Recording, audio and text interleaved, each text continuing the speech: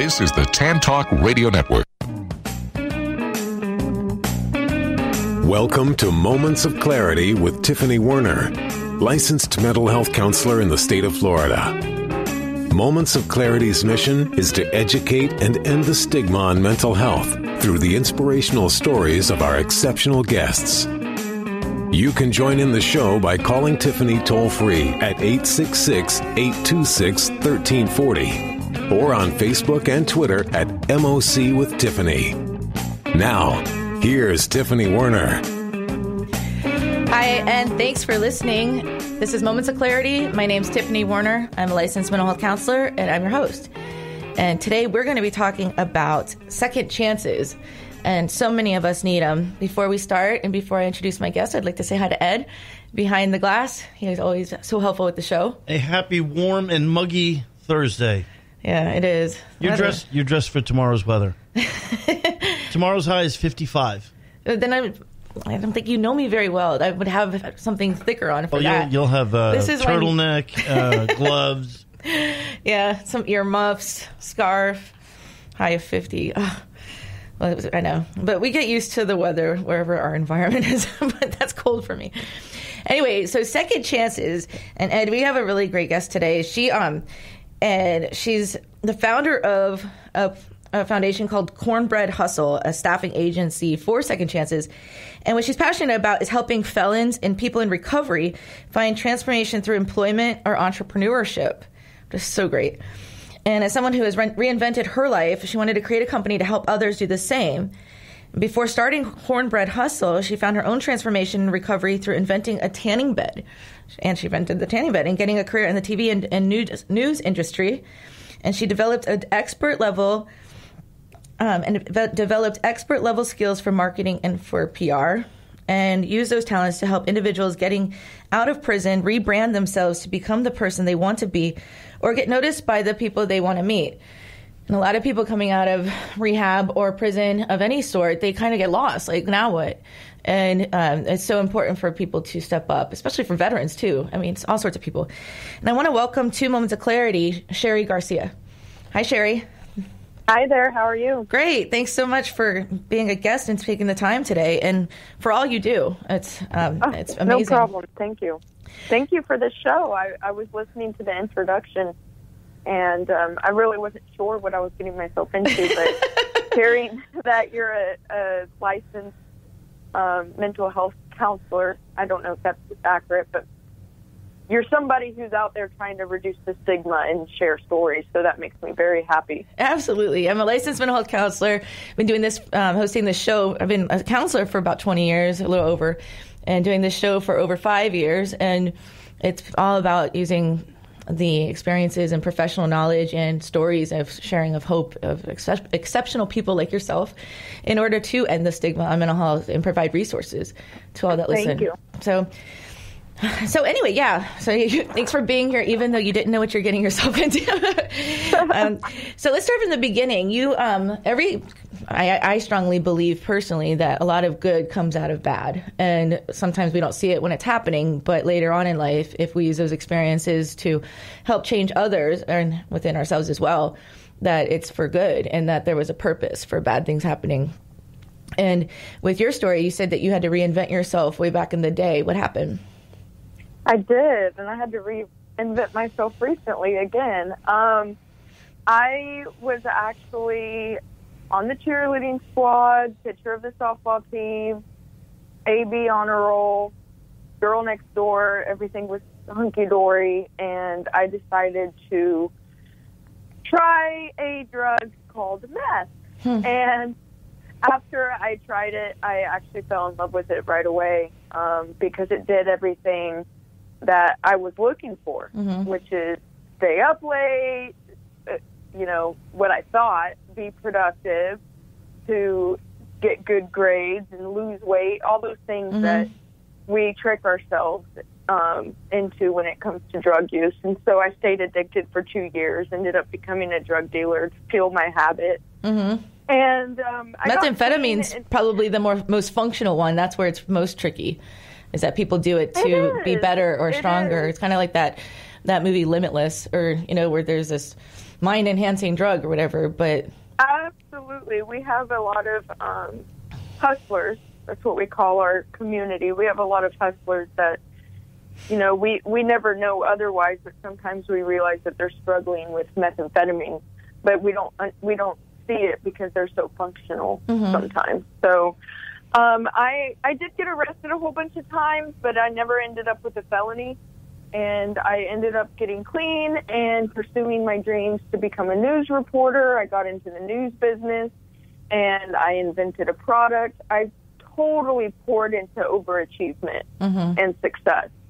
And that's where looking back, that's where I went wrong. I never got into recovery. I didn't do a 12-step program. I did not get any therapy or counseling for the trauma I endured because, I mean, let's face it, I was 17 years old working in the strip clubs on school nights trying to sell drugs. So there's obviously some trauma involved.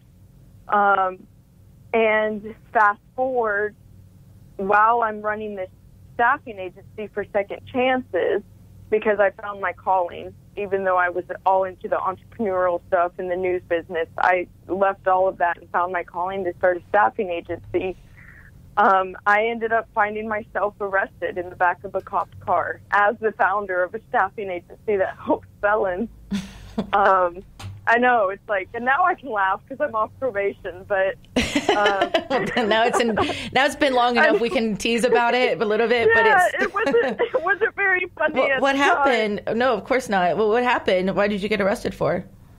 Did they catch you dealing or? No. So I got clean and off meth in 2007. Ended up becoming pretty successful with my entrepreneurial ventures and with my news background. And then that's when I decided to use all those resources that I had learned to start this staffing agency.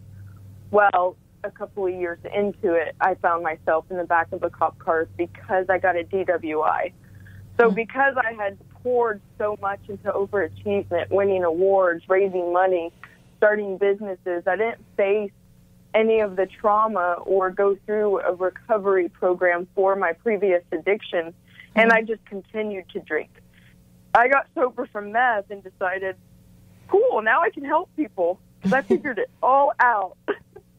And I just kept drinking because I felt like I was invincible to alcohol because that wasn't my problem. But I'm sure you know, as a licensed counselor, that usually if somebody's addicted to something, they're probably going to struggle with most substances, and that was me. So now I am 14 months sober and are completely from everything, right? Like I stopped illegal drugs many, many years ago, but now I'm completely sober, and it's actually made our business grow tremendously, very quickly, because I've been able to kind of share my journey, my raw journey of getting sober as a business professional to the world, especially on LinkedIn. Everybody's like, why is she posting this stuff on a business platform? She's crazy, but I can't stop watching. So it's really grown our business, as weird as that sounds. So the worst night of my life, which was getting that DWI, ended up being the best night of my life. Because it's a lesson learned to know that what you were doing wrong and how you can eventually be more productive. Yeah, I honestly, so many bad things were happening, and I wasn't able to grow this business, and doors kept slamming, and I never blamed alcohol.